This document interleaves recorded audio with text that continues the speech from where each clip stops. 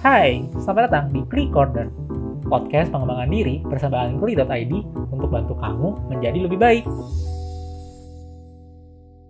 Hai Klizan, balik lagi di podcastnya Kli Corner bareng aku Michael dan bareng salah satu psikolog di Kli ada Kak Naomi. Halo Kak Naomi.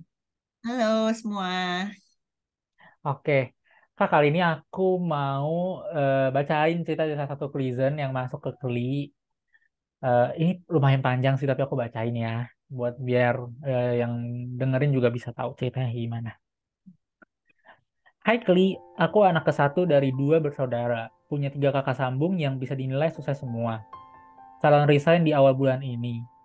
Anak yang sensitif dan baperan dengan omongan orang. Aku banyak cerita ke mama dibanding papa. Belum stabil dalam hal karir, gonta-ganti kerjaan mulu.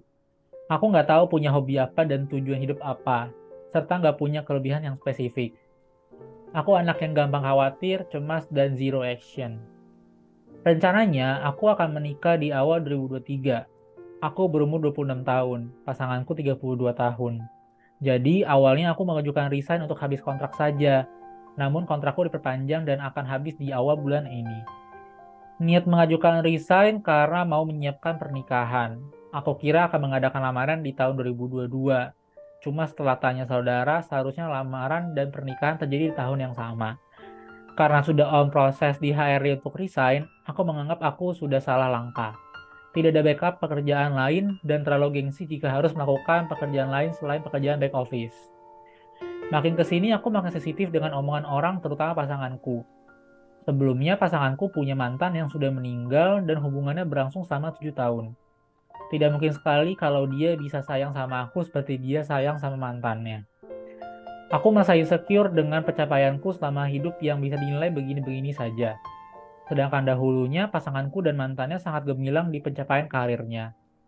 Pasanganku dan mantannya bermain di asuransi dan sekarang sepeninggalan mantannya, aku juga yang tadinya buta asuransi malah jadi ikut-ikutan join asuransi. Aku punya rasa malu sama pasanganku beserta leadernya. Karena aku merasa anak ini jadi tidak semangat dan atau tidak perform di pekerjaannya. Aku juga tidak tahu planning setelah resign nanti. Di mana sebenarnya aku ingin buat mama papa bisa dapat uang bulanan meskipun gak seberapa.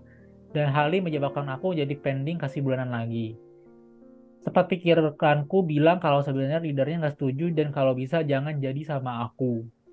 Berbeda sama pasanganku yang dia sudah terplanning untuk hal-hal apa saja yang akan dia kerjakan, aku melihat di Instagramnya fotoku tidak dihapus sama sekali. Jika hanya mention aku di Instagram story-nya, maka username yang ditaruh di paling bawah dan tidak terlihat oleh followersnya. Bahwa sebenarnya story itu ada orang yang di-mention. Sebaliknya, mention namaku akan dimunculkan berbarengan jika mengikutsertakan username masa anak-anak lain. Pernah aku temui di dalam laptopnya ada foto mantannya. Foto di rumahnya sedangkan aku sampai dengan sekarang tidak pernah dijak ke rumahnya. Yang dia katakan dia tinggal dalam sebuah kontrakan. Tapi posisinya sekarang karena sudah mau menikah, saya sudah dikenalkan. Baru aku ketahui juga jika mamanya bukan beragama A. Dan hal ini baru saja dia ungkapkan beberapa minggu silam. Sampai dengan sekarang pun aku tidak dikenalkan dengan teman-temannya. Jadi aku hanya mendengar cerita saja. Kadang jika ada cerita seputar wanita mandiri atau pasangan suami istri yang semangat dalam bekerja, aku merasa aku tidak berguna. Aku yang tadinya anti jika harus menikah dengan agama lain, aku pindah dari B ke A. Sekarang aku malah mengiyakan perpindahan tersebut di mana yang awalnya aku pikir nikah secara B gampang dan ternyata sama saja sulitnya. Untuk sekarang aku jadi jarang berdoa dan gak tahu harus berdoa sesuai agamaku sebelumnya atau agamaku saat ini. Dan aku merasa Tuhan semakin jauh. Aku jadi suka marah dengan diri sendiri, kadang bisa kuluapkan juga ke pasangan. Kadang aku berkata dalam diri supaya aku bisa cepat-cepat meninggal karena aku capek. Wow, seperti itu. Yang baca juga ini ya, bingung. Iya, karena Oke, lumayan jadi tampaknya eh, siapa nih namanya? Gak ada namanya ya? gak namanya kan dia Oke, memilih menyensor namanya. jadi tampaknya dia masih labil ya. Kalau lihat soalnya kayaknya dia berpindah dari satu masalah ke masalah lain. Dia nggak ngerti apa tujuannya. nggak tahu sebenarnya dia maunya apa. Kalau orang maunya A, dia akan ngikutin A. Kalau orang maunya B, dia ikutin B. Makanya akhirnya dia bisa pindah agama lah, kayak gitu ya.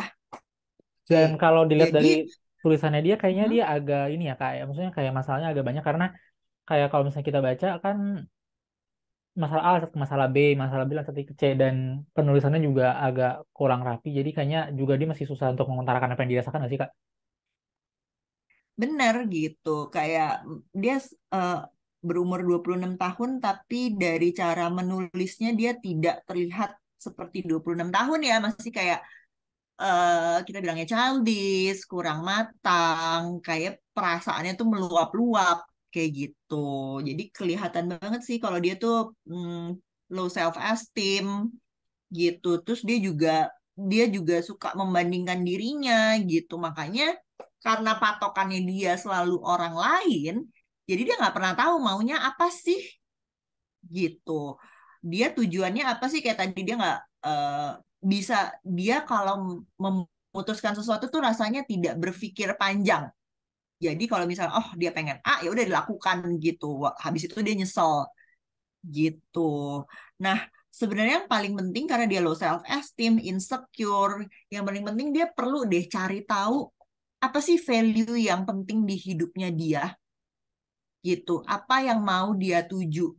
Ini kan sebenarnya sesuatu yang abstrak ya, tapi sebenarnya bisa dibikin jurnal. Apa sih hal-hal yang menarik buat dirinya, apa yang membuat dia excited, apa yang ingin dia pelajari gitu. Dari hal-hal kecil seperti itu coba deh ditulis setiap hari sampai akhirnya dia menemukan, oh ini nih hal yang ingin aku lakukan gitu. Terus afirmasi nilai dari diri sendiri gitu. Jadi jangan membandingkan diri sendiri dengan orang lain. Jadi kita labil orang A ya udah kita A, padahal belum tentu kita mau gitu. Kalau kita tahu tujuan kita, habis itu stop untuk lihat-lihat kiri kanan itu seperti apa. Karena kita cuma perlu membandingkan diri kita dengan diri kita yang dulu gitu. Apakah yang sekarang kita berprogres nggak?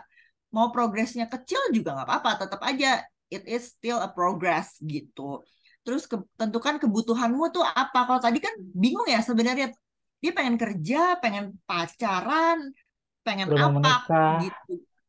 udah mau menikah dan pindah agama juga. Jadi kayak tadi juga aku rasa sih kayak banyak kebingungan dan maksudnya kayak kalau misalnya aku baca dari ini kan dia juga karena aku melihatnya dia kayak nggak terbiasa untuk mengutarakan perasaannya. Jadi kayak berantakan banget. Jadi kayak ibaratnya kayak kita lagi bahas A, ntar dia bisa masuk yang B. Nah, kita lagi bahas B, ntar bisa dia Bener. masuk yang C kayak gitu ya. Karena mumet kan, semuanya tuh berputar tanpa dia pernah utarakan, Yes, tanpa yes. dia tahu cara mengekspresikan perasaannya itu. Jadi tulis deh, misalnya dalam pekerjaan kebutuhan kita apa, dalam pasangan kebutuhan kita apa, dan tentukan prioritas yang mau kita benerin yang mana dulu. Kita nggak akan mungkin bisa benerin itu semua dalam sekali waktu.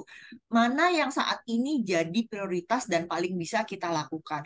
Kalau misalnya saat ini oke, kayaknya dia terlihat kurang matang nih, mungkin pernikahan bukanlah jalan gitu. Kelihatannya dia ingin menikah mungkin untuk mencari suasana baru kah, atau ada orang yang bisa tempat dia bergantung kah, tapi kan sepertinya dia aja masih sering curigaan ya sama pacarnya, nggak ditulis username-nya jadi dia insecure gitu. Kalau kita masih insecure dengan diri kita, coba deh pertimbangkan hubungannya, dan kelihatannya juga pacar ini juga tidak membantu banyak terhadap rasa insecurity-nya dia gitu.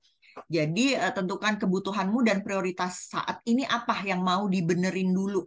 Nggak apa-apa kok satu-satu. Nggak harus semuanya sejalan, yang karir sukses, pernikahan oke, bisa bantuin orang tua, nggak harus semuanya gitu. Satu-satu aja. Oke, oke, Tadi pikiran oke. yang negatifnya, challenge dia satu-satu.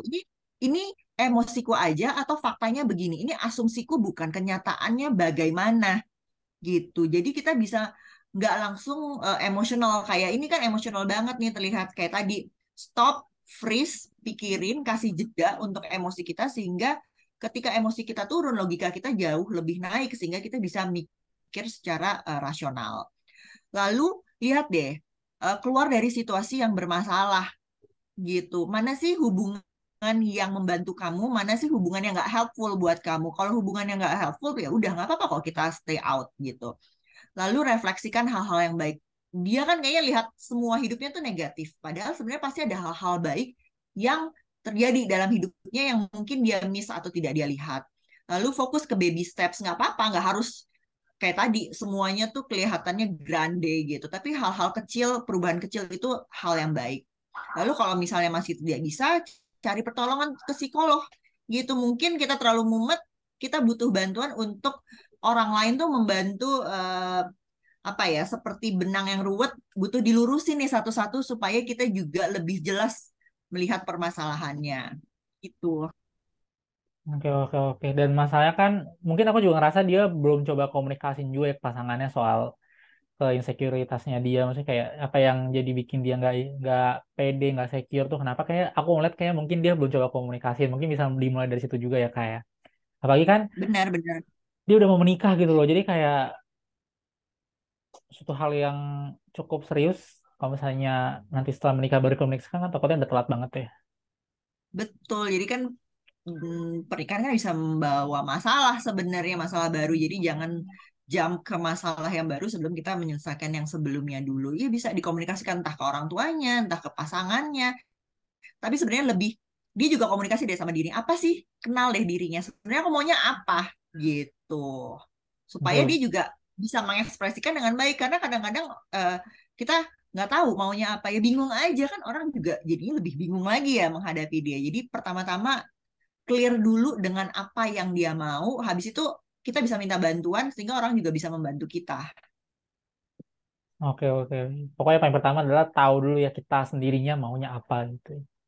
Oke, oke, oke. Benar. Semoga jawaban dari Kak Naomi tadi bisa membantu Prison yang cerita ini ya.